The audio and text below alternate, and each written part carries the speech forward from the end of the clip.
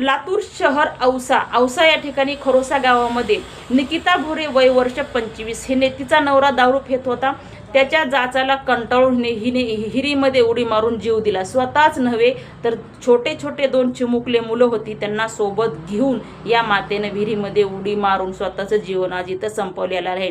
महाराष्ट्रामध्ये कितीतरी माता भगिनीच्या आतापर्यंत या दारूमुळे जीवन उद्ध्वस्त झालेले आहे. याच दारूमुळे संसाराची राखरांगोळी झालेली आहे. केंद्र सरकारला जाग आलेली नाही. कानाने बहिरं आणि डोळ्याने आंधळ हे केंद्र सरकार आहे. फडणवीस, तुला जर वाटत असेल दर महिन्याला तू द्या तुझ्या लाडक्या बहिणीला 1,500 टिकल्याचे दान करत आहेस, भीक देत आहेस, जर खरंच तू तुझ्या लाडक्या बहिणीने स्वतःच्या बहिणी मानत असशील तर त्यांना जर काही रक्षाबंधनची भेट द्यायचीच असेल तर फक्त लातूर शहरामधूनच नव्हे तर पूर्ण महाराष्ट्रामधून ही कायमची दारूबंदी झालीच पाहिजे.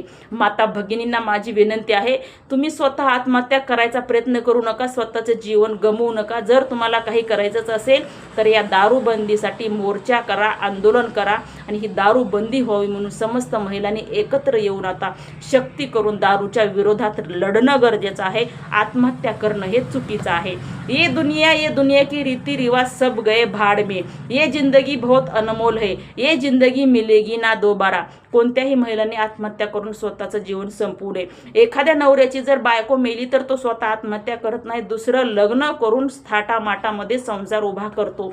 जर त्याला दुसरं लग्न करण्याचा अधिकार आहे तर महिलांना सुद्धा पुनर्विवाह करण्याचा अधिकार आहे. म्हणून त्याच्या त्रासाला कंटाळून आत्महत्या करण्यापेक्षा त्याच्यापासून वेगळं होणे आणि पुनर्विवाह करून आपला सुद्धा स्वतःचा संसार पुन्हा उभा करणे. समस्त माता भगिनींना माझी विनंती आहे, आत्महत्या करू नका, सावधान राहा, सतर्क राहा, संघर्ष करा, पण स्वतःचं जीवन कधीही संपवू नका. जय हिंद, जय महाराष्ट्र.